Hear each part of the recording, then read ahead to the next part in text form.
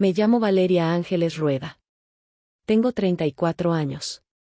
Vivo en Guadalajara, en un departamento pequeño en la colonia americana, con el tianguis los sábados a media cuadra, el olor a tortillas recién hechas que entra por la ventana en la mañana y las sirenas que rompen la siesta de la ciudad por la tarde. Trabajo como enfermera en una clínica comunitaria, paso las noches de guardia moviéndome entre pacientes, intentando que mi toque no traicione el vacío que cargo.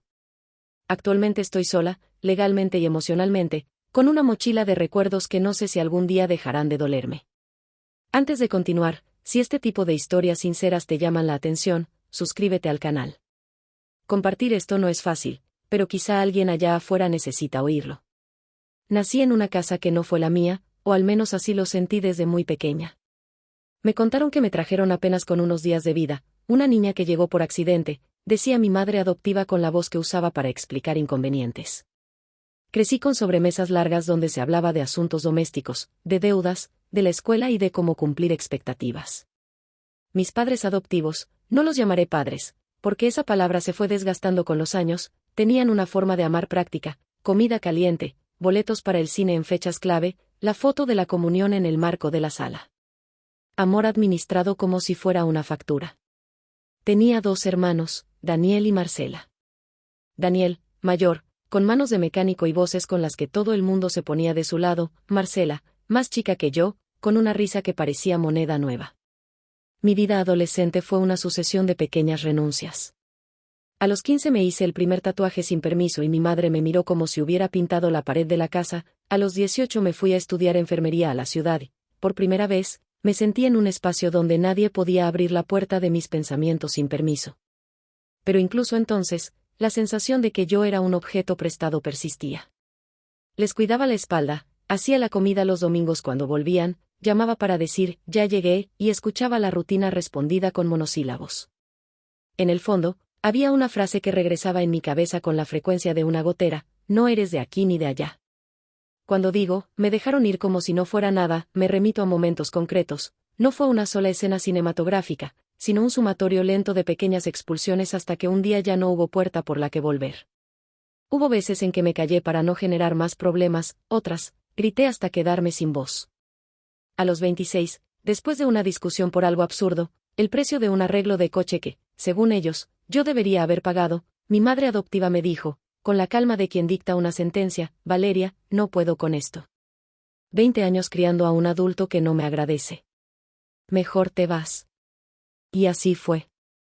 Cogí una bolsa con ropa, mi tarjeta de la clínica y un par de fotografías que salvé de la mesa.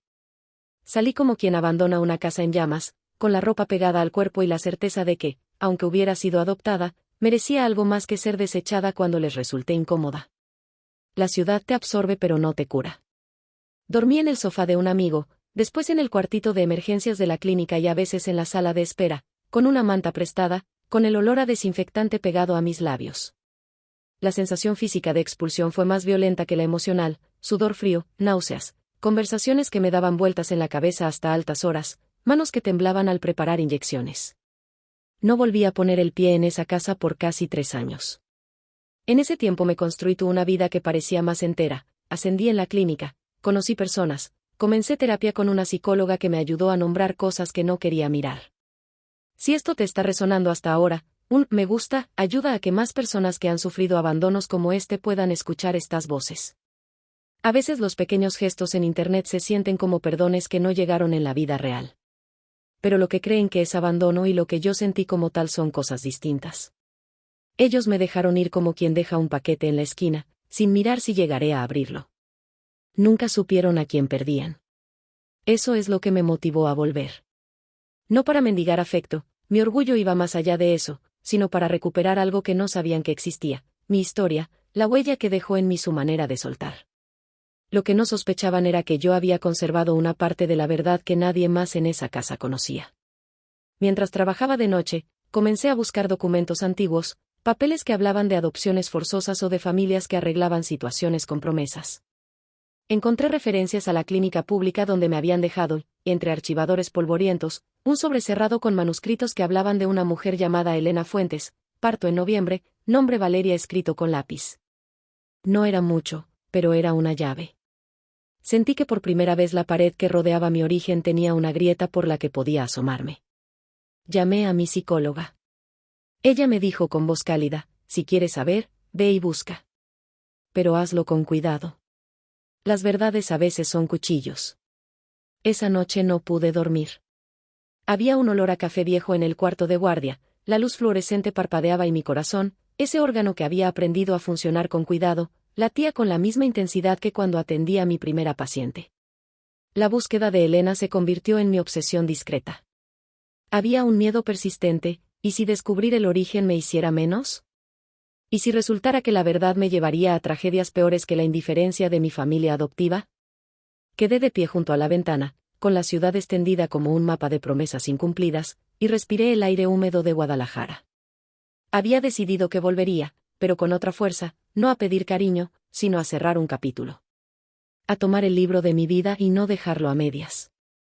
Regresé a la casa de mis padres adoptivos por primera vez después de 3 años con un objetivo ambiguo, no buscaba reconciliación, buscaba respuestas. Caminé por la avenida con la bolsa de mano como si transportara una bomba de tiempo.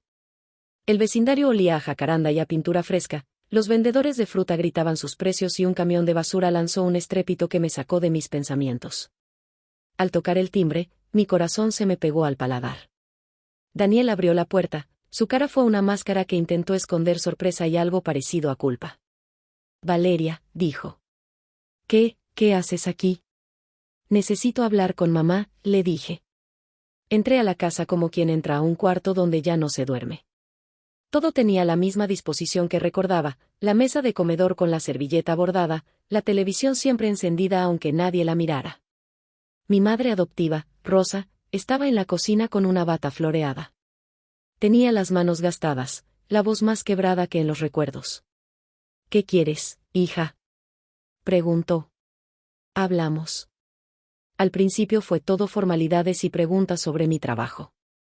Después, sin querer, saqué el sobre que había encontrado en los archivos. No lo puse sobre la mesa, lo sostuve contra mi pecho como si fuera un animal asustado. La reacción fue inmediata, la expresión de Rosa cambió de indiferencia a alarma. ¿De dónde sacaste eso? Preguntó. De la clínica donde nací, contesté. Busqué. Quería saber. El silencio se llenó de los ruidos cotidianos, el reloj, el ventilador, la respiración contenida de Marcela que apareció al oír nuestras voces. Entonces surgió la historia que nadie me había contado, la verdad sobre mi llegada a esa casa. Rosa me explicó, con palabras medidas, que había habido problemas económicos en el pueblo donde trabajaba Elena, la mujer del sobre, y que, cuando la niña nació, fue dejado a la clínica. Nos pidieron que la cuidáramos un tiempo, dijo Rosa. Era temporal, para que la mujer se ordenara. Pero la versión que me dieron no cuadraba con la tinta de mis papeles ni con la forma en que fui tratada. Cada palabra venía con un matiz, hay cosas que no se dicen porque duelen, otras que se ocultan por vergüenza. No te dejaron ir porque no te quisieran, dijo Marcela con una voz que intentó sonar protectora. Fue un error administrativo, Valeria. Nadie pensó que te quedarías. Su frase sonó como un golpe seco. Nadie pensó. Como si yo hubiera sido un mueble que se quedó en la sala por descuido. Me invadió una rabia fría y una tristeza más antigua. Sentí el frío en la espalda, el estómago apretado, el pinchazo detrás de los ojos que prometía quedarse. Comencé a interrogarles sin darles tregua. ¿Por qué nadie me buscó cuando me fui? ¿Cómo pudieron decir que no podían conmigo cuando yo había dado mi vida cuidando de esa casa, atendiendo a mi madre adoptiva cuando se enfermó, pagando por pequeños arreglos? Su respuesta fue práctica y corta, nosotros también tenemos límites. Daniel añadió, ya no daba para más. Las palabras resonaron como una sentencia. No era solo que me hubieran dejado, era que lo habían hecho sin mirar atrás, sin imaginar que detrás de mí existía una persona con deseos, con heridas, con una historia de violencia silenciosa contra su propia autoestima. Me contaron del divorcio entre mis padres adoptivos, de la deuda que creció como una hiedra, de los rencores que se enraizaron en la casa. Me hablaron de noches sin pagar la luz, de peleas en la mesa, entendí que yo había coexistido con su miseria emocional y que, al dejar de ser útil, económico o emocionalmente, mi presencia se volvió expendable. No supimos cómo sostenerte, admitió Rosa. Creímos que te queríamos dar libertad, pero no supimos hacerlo bien. Sus manos, esas mismas manos que me abrigaron, temblaban. Y sin embargo, la sensación de abandono no se mitigó. A veces las confesas no reparan. Había, además, una sombra que crecía a medida que hablábamos, un silencio sobre Elena. Les pedí que me contaran todo lo que sabían y fue allí donde entendí la trama que los había limitado. Elena no era solo una madre temporal, era una mujer de la que algunos del pueblo hablaban con respeto y miedo. No era una desaparición casual, había fuerzas sociales, familiares, de reputación, que empujaron su salida de escena. El sobre guardaba cartas que hablaban de amenazas veladas y promesas rotas. Alguien había forzado que Elena entregara a su hija con la condición de que no se buscara más. Esa condición fue la que permitió que mi casa me recibiera como si yo fuera un préstamo. Si esto te está llegando al corazón, comparte en los comentarios si alguna vez sentiste que tu historia fue tomada sin tu consentimiento. Me leo todos los mensajes. La conversación se volvió áspera. Daniel insistía en que yo debía entender los límites que ellos habían tenido. Marcela, en cambio, susurraba arrepentimientos que no alcanzaban para cambiar nada. Sus palabras me mostraron otra herida, no fue solo la indolencia de dejarme ir, fue también la complicidad en ocultar a Elena, en aceptar un pacto que me borraba sin consultarme. Me fui esa noche con la certeza de que no me devolverían la dignidad con una disculpa. Volví a mi departamento con las enseñanzas de la hora, la verdad duele, pero también libera. Tener el sobre era una victoria pequeña, tenía pruebas de que alguien me había buscado primero, de que mi origen no había sido una casualidad.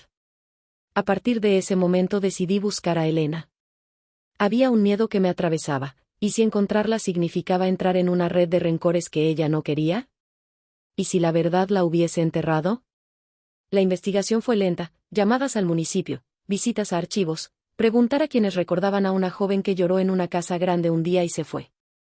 En una de esas casas, en el barrio de Santa Anita, una vecina me dijo, ella se fue porque la amenazaron. Le dijeron que si insistía, le harían daño. Se la llevaron. Ten cuidado, niña. No todos los hilos que encuentras deben estirarse. Aún así yo tiré del hilo. Ese tirón me trajo a la luz lo que nadie quiso contar, el pacto que me arrancó de las manos de una madre joven y asustada. Pero también me acercó a una pregunta más peligrosa, ¿quién había permitido que mi familia adoptiva se convirtiera en el lugar donde me encajaban como si fuera un objeto? Y la respuesta, lenta y dolorosa, era más humana de lo que esperaba, miedo, supervivencia, y una sociedad que premia la conveniencia. Encontrar a Elena fue un acto de fe en medio de un laberinto. Tenía pistas, nombres, el recuerdo de un pelo largo y oscuro que alguien describió en el mercado, pero la vida real no obedece a las coordenadas estéticas que inventa el cine. Cuando la localicé, fue en una casa de 2 pisos en un pueblo cercano, con una puerta azul descascarada y el olor a mole en la tarde. La vi desde la vereda, doblada, con el cabello recogido en un moño dejado, una mujer de manos fuertes que pelaba nopales. Grandes raíces de dolor le marcaban la cara. No supe si corrí o si me arrastré hasta la puerta. Mi voz tembló cuando dije su nombre. Elena, fue todo lo que dije. Soy Valeria. La sorpresa que cruzó su rostro se transformó de inmediato en una expresión que intentaba calcular cuánto daño podría causar nuestra conversación. No hubo lágrimas al principio, solo esa combinación de sorpresa y miedo que pone a una persona en estado de alerta. Luego, lentamente, su rostro se disolvió en un llanto contenido, hubo sollozos que parecían años comprimidos. Me invitó a entrar sin muchas palabras. La casa olía a frijoles, a jabón, a la memoria de otros días. Te he buscado, dijo ella en un murmullo. Siempre supe que te buscaba la vida, aunque te había tenido que dejar. Nos sentamos en la mesa con un mantel a cuadros. Ella preparó café y me contó la versión que nadie me había entregado en archivos. Estaba joven, asustada, sin sustento, acosada por un hombre que le pertenecía por costumbre más que por amor. La presión del pueblo, la familia que la miraba como un error que debía ser corregido, la prostitución de gestos amables a cambio de silencio. Me contó que cuando nací, le dijeron que entregara a la niña o la perdería de otras maneras. Que le prometieron que yo estaría segura, que me cuidarían, como una más. Me enseñó su mano derecha, una cicatriz pequeña, recuerdo de golpes que le pegaron cuando preguntó por mí. Escucharla fue como recomponer un mapa con piezas rotas.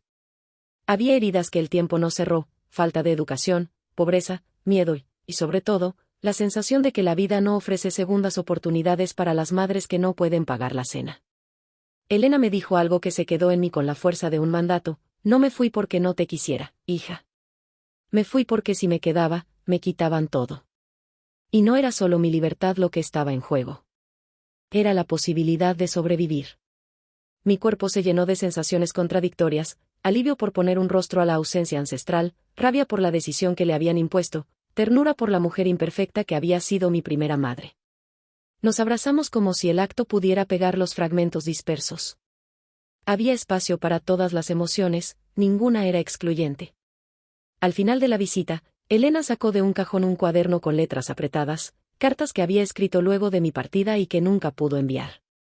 En ellas hablaba de la vergüenza que sentía, de la noche en la que la amenazaron con quitarle a su otra hija si insistía. Las cartas olían a tinta vieja y a dignidad.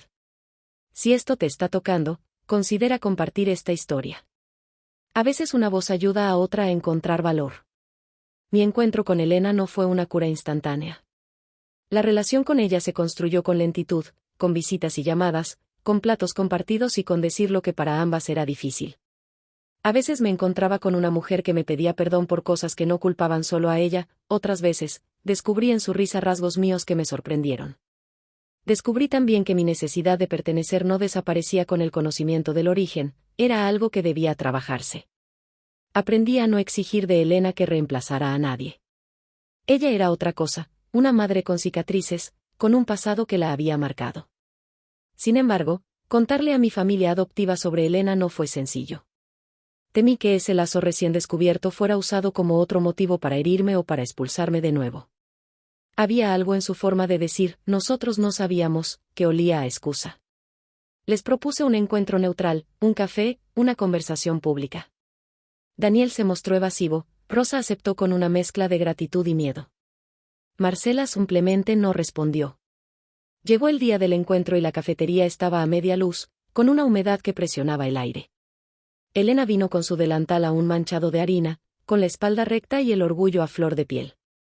Al verla entrar, mi familia adoptiva tuvo reacciones que me dolieron, miradas rápidas, un gesto de incomodidad, como si mi madre adoptiva pensara que yo había traído una intrusa a la mesa. La conversación comenzó con cortesías. Luego Elena contó su versión y mis padres adoptivos la escucharon con el ceño fruncido. Algo en la manera en que la veían me dejó claro que no estaban preparados para enfrentar su culpa. Hubo un momento tenso en que Daniel, incapaz de contener la incomodidad, soltó una frase que hería por su simplicidad: gracias por decirlo ahora, supongo. Si hubieras venido antes quizá todo habría sido distinto. El encuentro en la cafetería dejó un rastro difícil de limpiar. De regreso a casa, el silencio en el coche fue más pesado que cualquier discusión anterior.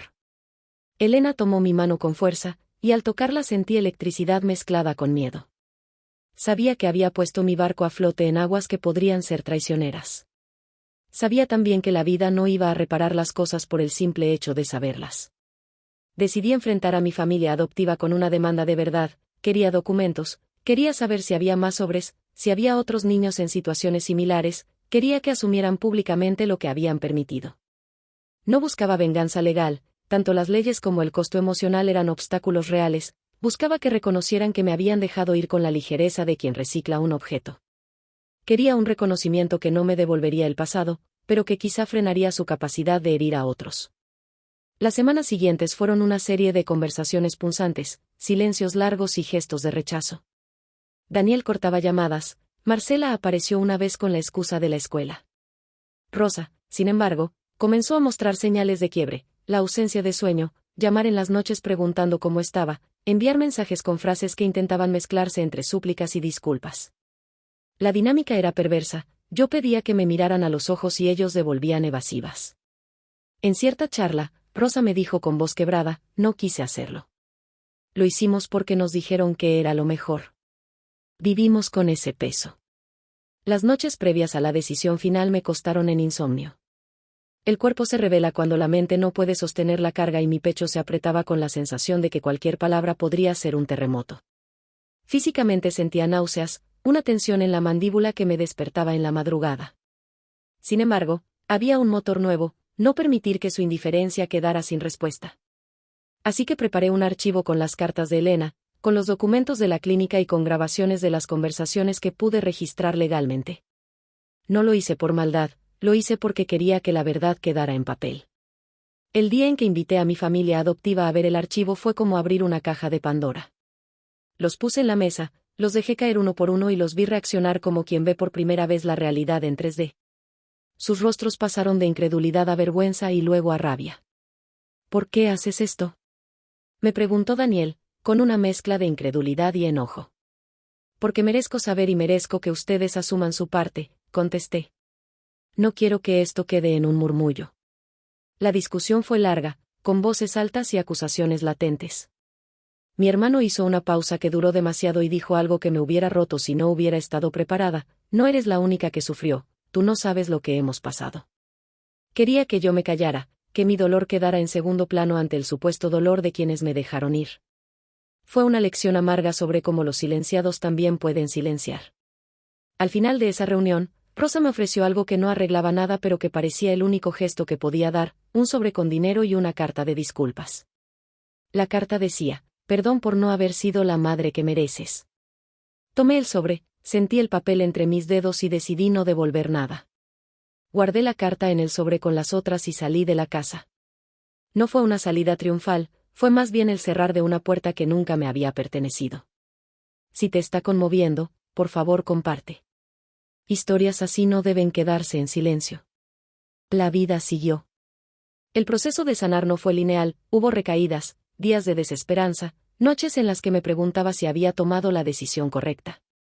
Pero hubo también pequeñas victorias: un paciente que me agradeció con lágrimas, una amiga que me sostuvo una madrugada, Elena que me pidió formar parte de su vida sin urgencias. Aprendí que la adopción no borra la pertenencia de una madre biológica ni legitima la indiferencia de los que te criaron. Lo más difícil fue aceptar que mi familia adoptiva jamás sabría, en pleno, quién estaban perdiendo. No porque no me conocieran, sino porque su manera de ver la vida estaba limitada por la propia necesidad de supervivencia. No podían imaginar la profundidad de mi mundo interior, las noches en vela, las decisiones tomadas con el temblor de la esperanza, la sensación de ser un cuerpo que respira y que siente. Los humanos complicamos las despedidas, a veces las hacemos con gestos prácticos y otras como si desecháramos basura. Yo no era basura. Era una persona completa, con heridas, con dignidad. Con el tiempo, reconstruí mi sentido del hogar. Mi casa ahora es un departamento lleno de plantas que cuido como si fueran pequeños rituales de pertenencia: regar a las 7, hablarles cuando regreso, limpiar las hojas secas con paciencia. Trabajo en la clínica, y en las noches libres doy charlas sobre salud comunitaria. Mi relación con Elena es una de las cosas que más me sostiene. Los domingos cocinamos juntas, hablamos de la vida y a veces nos quedamos en silencio, contentas con la compañía. La vida no me dio una reparación completa, me dio una posibilidad de reconstrucción. Y la tomé. ¿He perdonado a mi familia adoptiva? No en el sentido religioso o de reconciliación total. He trabajado para que su abandono no me gobierne. He aprendido a poner límites, a decir no cuando la culpa intenta regresar, a no aceptar gestos que solo buscan limpiar su conciencia sin cambiar sus actos. Perdonar no implica olvidar, implica decidir que el daño no seguirá dictando mi presente. Hubo un momento que marcó el cierre simbólico de ese capítulo. En el aniversario de mi salida de la casa, no porque lo celebrara, organicé una exposición pequeña en la clínica con testimonios de mujeres que fueron institucionalizadas o que dieron a sus hijos por miedo. Llevé algunas de las cartas de Elena como testimonio. Esa noche, mi madre adoptiva apareció sin avisar. Se quedó en la esquina, observando. No habló. Me miró como quien mira un cuadro, con distancia y algo de admiración por lo que había logrado sin su apoyo. Al final de la exposición, vino a saludarme. Tenía la mano sudada y la voz fatigada. Estoy orgullosa de ti, murmuró. No supe hacerlo bien. No lo supe, repitió la frase que había escuchado antes. Pero esta vez, sus palabras no me hundieron. Había hecho mi propia vida, había encontrado a mi madre biológica y había construido relaciones que valían la pena. Aún así, la presencia de Rosa me dejó una mezcla extraña: tristeza y, a la vez, libertad para seguir adelante sin esperar su aprobación.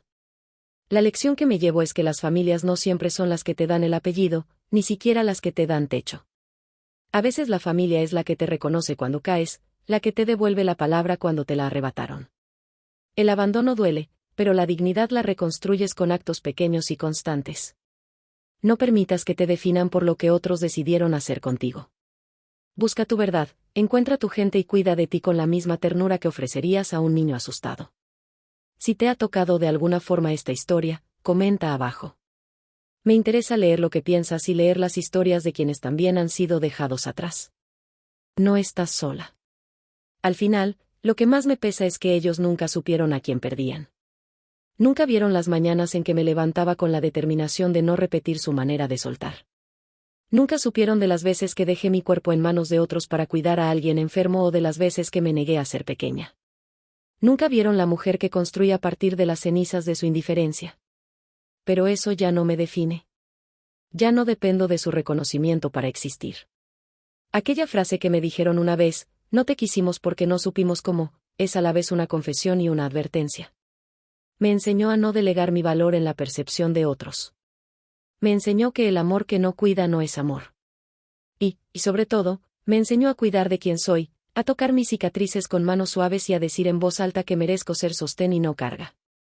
Gracias por escucharme hasta aquí. Si quieres seguir escuchando historias como esta, no olvides suscribirte. Y si algo de esto te hace daño, recuerda que pedir ayuda es un acto de valentía. Hay redes, hay manos que te esperan. Mi historia no es única, pero si algo puedo ofrecer es la certeza de que, aunque te dejen ir como si fueras nada, siempre hay formas de volver a ser todo.